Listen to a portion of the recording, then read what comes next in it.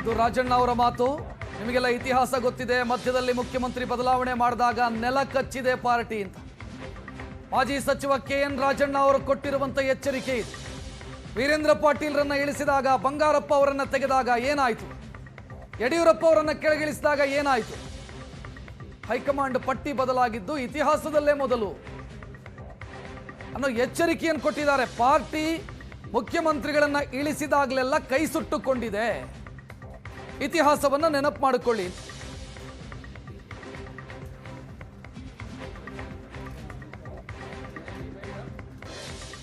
ಈಗ ಹೈಕಮಾಂಡ್ ತೀರ್ಮಾನ ತಗೊಂಡಿದ್ದನ್ನು ನಾವು ಪ್ರಶ್ನೆ ಮಾಡಕ್ ಹೋಗೋದಿಲ್ಲ. ಅವ್ರು ಏನು ಅವರ ಅಕಾರ್ಡಿಂಗ್ ಟು ದೇರ್ ವಿಸ್ಡಮ್ ಅವ್ರು ನಿರ್ಣಯ ಮಾಡಿರ್ತಾರೆ. ಅದನ್ನು ನಾವು ಟೀಕೆ ಪ್ರಶ್ನೆ ಮಾಡೋದು ಸರಿಯಾದಂತದ್ದಲ್ಲ. ಅವ್ರು ಯೋಚನೆ ಮಾಡ್ಬೇಕಷ್ಟೆ.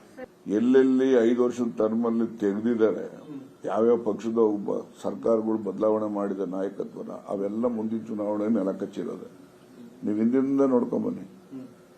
ನೀವು ಹಿಂದೆ ವೀರೇಂದ್ರ ಪಾಟೀಲ್ ತೆಗೆದ್ರು, ಆಗ ಬಂಗಾರಪ್ಪನ್ ಮಾಡಿದ್ರು, ಆಮೇಲಿಂದ ಬಂಗಾರಪ್ಪನ್ ತೆಗೆದ್ರು, ವೀರಪ್ಪ ಮೊಯ್ಲಿ ಮಾಡಿದ್ರು. ನೆಕ್ಸ್ಟ್ ಏನಾಯ್ತು, 40 ಸೀಟುಗಳಿತ್ತು, ಹೌದಲ್ವಾ? ಅದೇ ರೀತಿ ಯಡಿಯೂರಪ್ಪನವ್ರ ಕಾಲದಲ್ಲಿ ಯಡಿಯೂರಪ್ಪನ್ ತೆಗೆದ್ರು, ಇವರು ಮಾಡಿದ್ರು, ಸದಾನಂದ ಗೌಡನ್ ತೆಗೆದ್ರು, ಶೆಟ್ರು ಮಾಡಿದ್ರು. ಏನಾಯ್ತು ಮುಂದಕ್ಕೆ? ಹೀಗೆ ಇವು ನಮ್ಮ ಕರ್ನಾಟಕ ರಾಜ್ಯದಲ್ಲಿ ಇರ್ತಕ್ಕಂಥ ಇತಿಹಾಸ ಅಷ್ಟೇ. ಅದು ನಿಮ್ಗೆಲ್ಲ ಗೊತ್ತಿರ್ತದೆ, ನಮ್ ಕೈಲಿ ಯಾಕೆ ಹೇಳ್ಸಕ್ ಹೋಗ್ತೀವಿ? ರಾಜಣ್ಣ ಅವರ ವಿಚಾರದಲ್ಲಿ ಹೈಕಮಾಂಡ್ ಮನಸ್ಸು ಕರಗ್ಲಿಲ್ವಾ ಅಂತ ನಾನು ಕೇಳಕ್ಕೆ ಹೋಗಿಲ್ಲಲ್ಲ. ನೋಡಮ್ಮ, ನೋಡಿ, ನಾನು ಅಧಿಕಾರಕ್ಕೋಸ್ಕರ ಯಾರ ಮನೆ ಬಾಗಿಲು ತಟ್ಟಕ್ಕೆ ಹೋಗೋನಲ್ಲ. ನಮಗಿರೋದು, I respect my constituency voters.